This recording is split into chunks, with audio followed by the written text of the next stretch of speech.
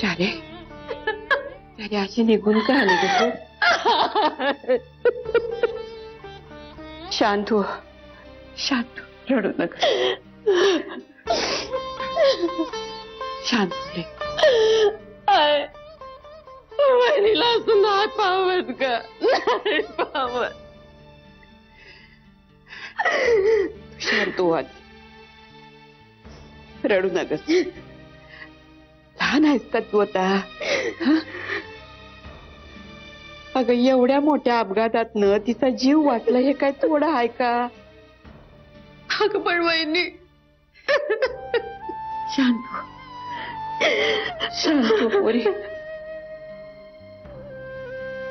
अगं लहान आहेस का तू आता?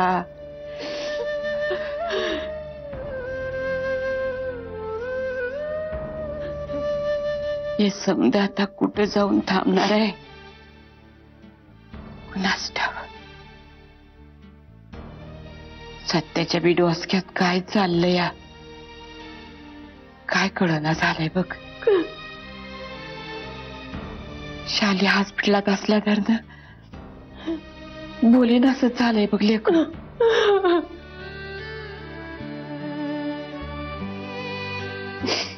सत्यानं मंजिरी आता अंधार अंधार दिसतोय बघ मोर.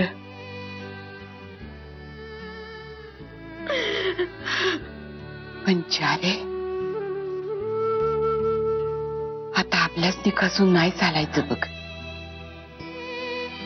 आता एक घर उभं राहायचं असेल ना तर घरातल्या बायाने उभं राहायला पाहिजे.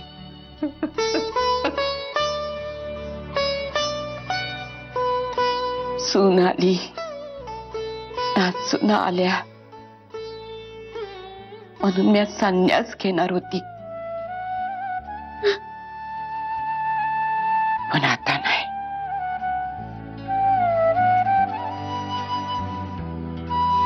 सत्यशिलाबाई मुदळकर आता पुण्यांदा तुम्हासनी कंबर कसून उभं राहावं लागणार.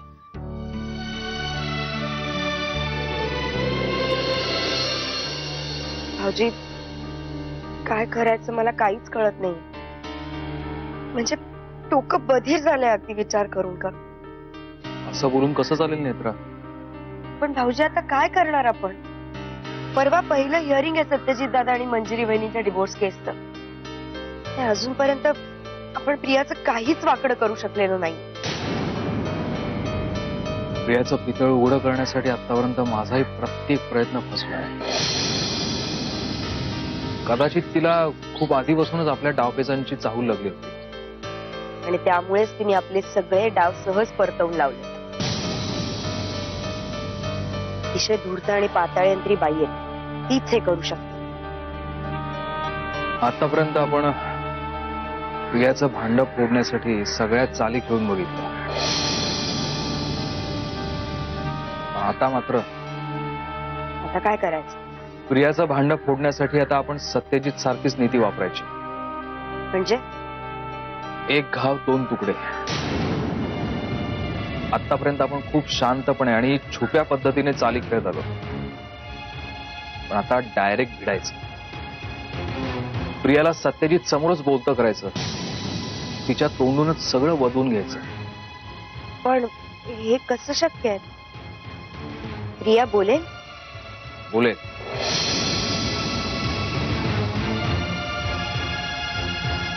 तिला बोलावंच लागेल.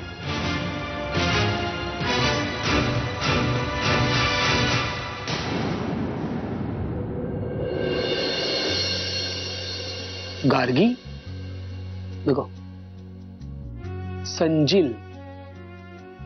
हा म्हणजे ठीक आहे. अमृता नको, फारच कॉमन आहे. अग्रजा कठीण रे बाबा. मुलांची नावं निवडणं किती कठीण आहे ते आज समजतंय मला. म्हणजे मुलांचं नाव कसं असायला पाहिजे? नवीन असायला पाहिजे, अर्थपूर्ण असायला पाहिजे. आणि आणि युनिक असायला पाहिजे नाही का? की या एवढी पुस्तकं बघून सुद्धा एक नाव मनापासून आवडत नाहीये.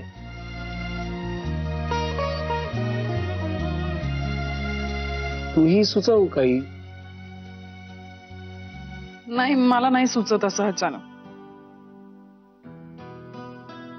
हा येस, नाही मला सुचलंय. म्हणजे मला खूप आवडलेत ही नावं आणि मला आवडलेत. कोणतं? म्हणजे मुलगा असेल तर आर्यन आणि मुलगी असेल तर आर्या. वा, हा कसं वाटतंय तुला? छान छान, मस्त, खूप छान आहे, मस्त आहे. हो ना, एक मोठं काम झालं. मला दोन्ही नावं खूप आवडलीत. आता दोघांपैकी कोण असेल याची फक्त उत्सुकता आहे. तुला काय वाटतं? हॅलो, नाही मी केलं होतं मेल. एक मिनिट.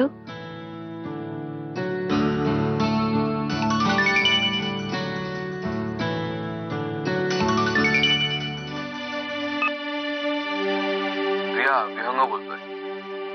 हा बोल विहंग. तुला माहिती असेलच, परवा सत्यजितची डिवोर्स केस सुरू होती. हो. तू येणार आहेस ना? नाही, ठरवलं नाही अजून. का? नाही, इनफॅक्ट मला जरा तुझ्याशी बोलायचंय म्हणून. काय बोलायचंय तुला? महत्वाचंच आहे, तसं फोनवरती नाही बोलता येणार. आणि तू कोल्हापूरला जर आलीस तर तुला सत्यजितलाही भेटता येईल आणि आपलंही बोलणं होईल. बरं, मी जमलं तर येते. जमलं तर नाही, तू येच. ठीक आहे, बाय.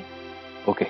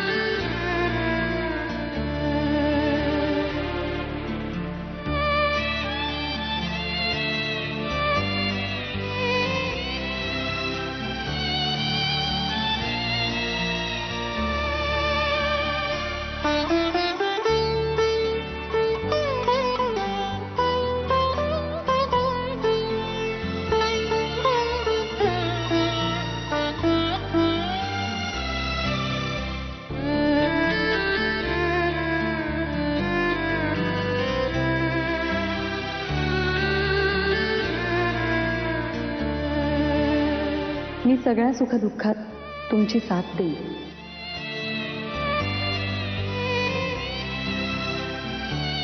मी तुम्हाला पती परमेश्वर मानले असून माझे सगळे जीवन तुम्हाला समर्पित करते.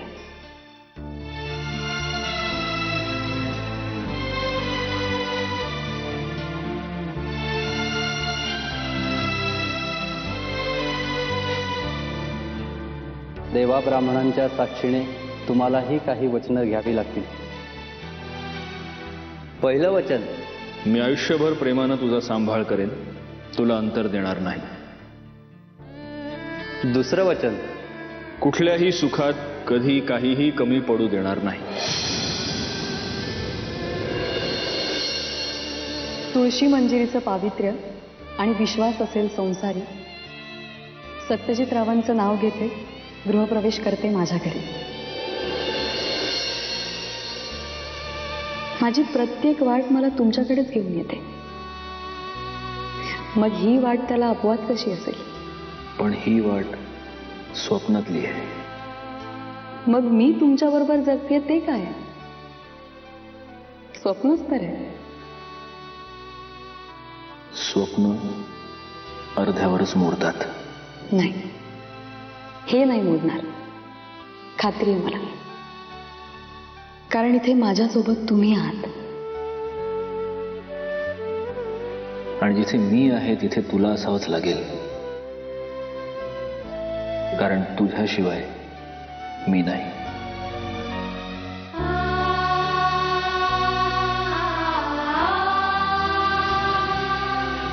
मंजिरी, का ग आठवण येते वय नवऱ्याची?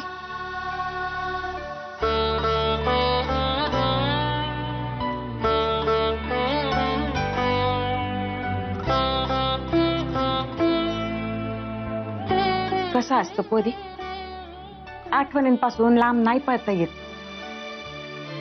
माणसाचा भूतकाळ सहजासहजी नाही विसरता येत बघ.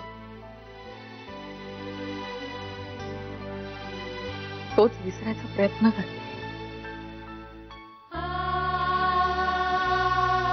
त्यांचं माझ्यावर खूप प्रेम होतं. कदाचित अजूनही तितकंच आहे. अगं मग तू निर्णय बदल की. थोडं कुठं तटलंय? नाही, कारण आम्हा दोघांमध्ये ज्या कुठल्या गोष्टी घडल्या त्या विसरता न येण्यासारख्या. कसं असतं पोरी, एखाद्या माणसाबद्दल मनात आडी असली ना का त्याच्या फक्त वाईट गोष्टीच आठवतात बघ. पण त्याच्यात काहीतरी चांगलं बी असतंच की नाही? आहे ना, नक्कीच आहे.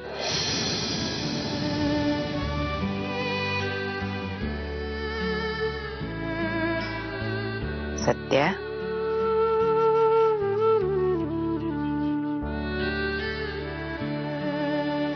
गवास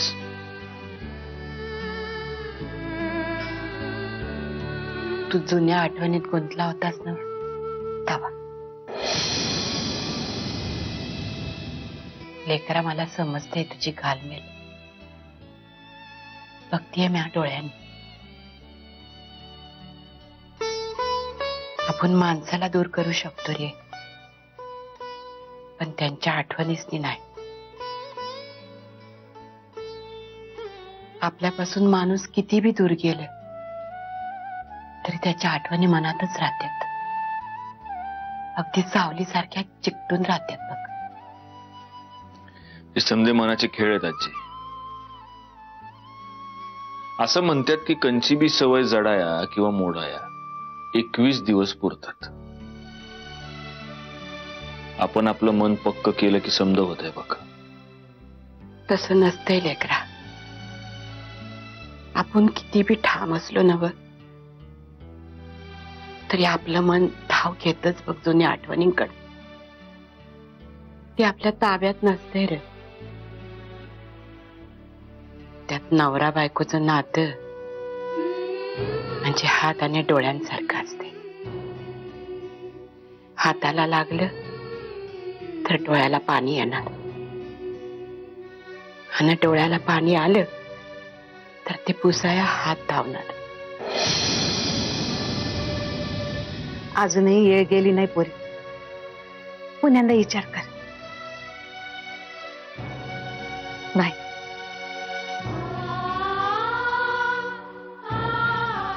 आता नाही. निर्णय झालाय. त्यांचा.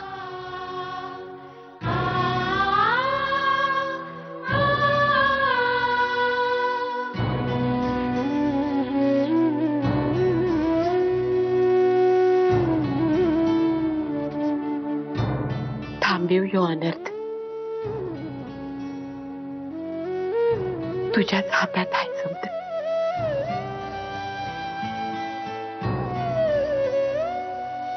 तू समजूतदार आहे. कशा पायी सवताला तरास करून घेतोय.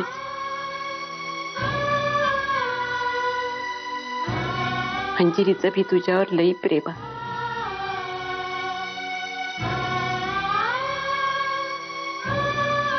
नांदा की दोघं सुखानं.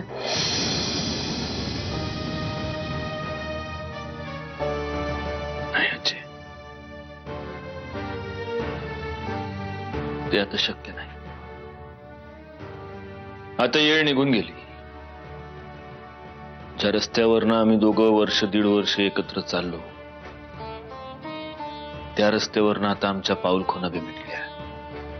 रस्तेच वेगळे झाले. सत्यजित आणि मंजिरीचं एकत्र येणं आता अवघड नाही, अशक्य आहे.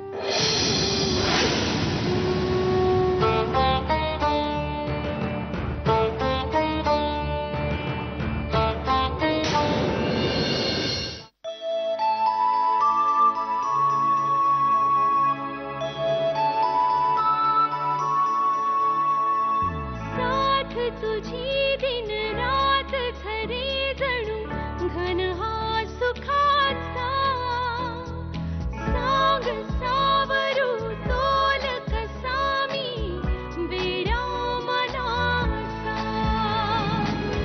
सुख दुःखाच्या वाटेवरती ऊन राहू सोबती तू तिथे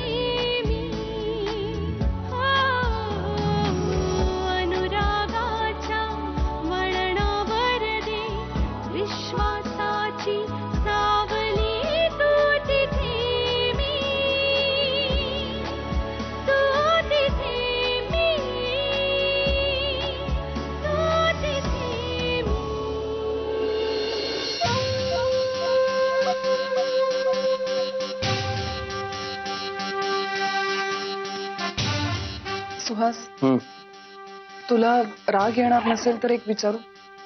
बोल, काय? मी कोल्हापूरला जाऊन येऊ?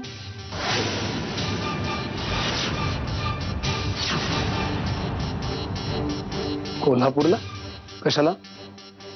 अरे मावशीला डिस्चार्ज मिळणार आहे आणि मला असं खूप वाटतंय की तिला जाऊन भेटावं, जाऊन बघावं ती कशी आहे. सुहास, तिने माझ्यासाठी इतकं काय केलंय. तुला माहितीये ना, ती मला माझ्या आईसारखी आहे. प्रिया, तू कोल्हापूरला जायला माझी कधीच हरकत नव्हती, पण पण पण काय?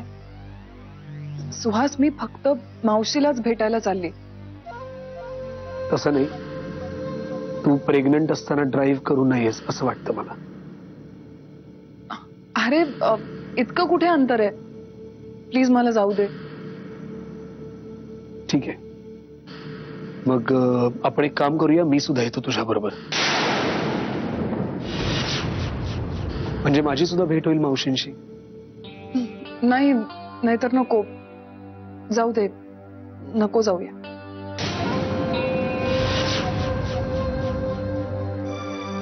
का? काय झालं?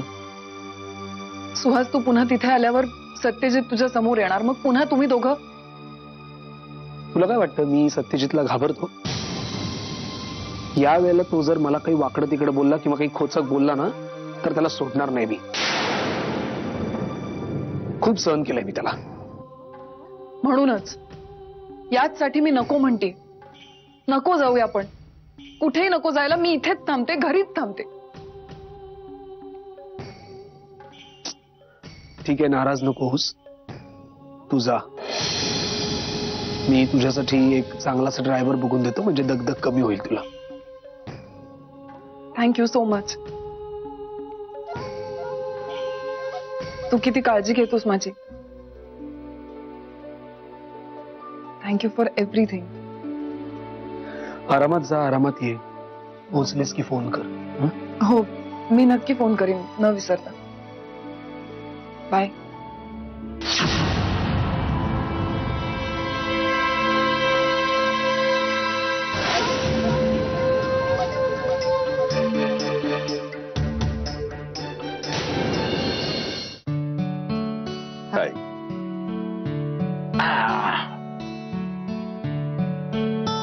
काय गणा? हो, पण बाबांसाठी विदाऊट शुगर. मुलीचा बाप असायला भाग्य असायला लागतं नाही? हो, फक्त नालायक जावई मिळण्याचा धोका असतो कधी कधी. बाकी भाग्यवानच.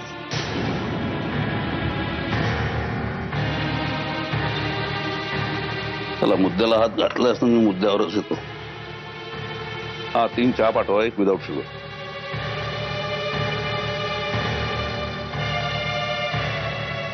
मंजिरी, मला सांग, यापूर्वी तू कुठल्याही कारणासाठी कधी कोर्टात गेली होतीस? नाही. गुड. हे बघ, तू जेव्हा आता कोर्टात येशील ना, तेव्हा सुरुवातीला थोडस गांगरून जायला होईल तुला, नाही अशातला भाग नाही. पण अजिबात टेन्शन घ्यायचं नाही, अजिबात टेन्शन घ्यायचं. काय शक्यतो तिथं तुझ्यावर बोलण्याची वेळ येणारच नाही याची खबरदारी मी घेईन. आणि त्यातून बोलायला लागलंच तर ते काय बोलायचं, किती बोलायचं याचं ब्रीफिंग मी तुला आधीच दिलेलं असतं.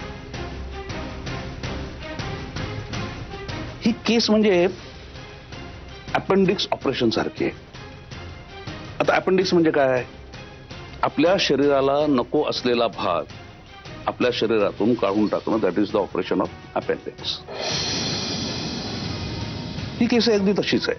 आय एम सॉरी काका, पण माझं यांच्याशी नातं मोडणं माझ्यासाठी इतकं सोपं नाही.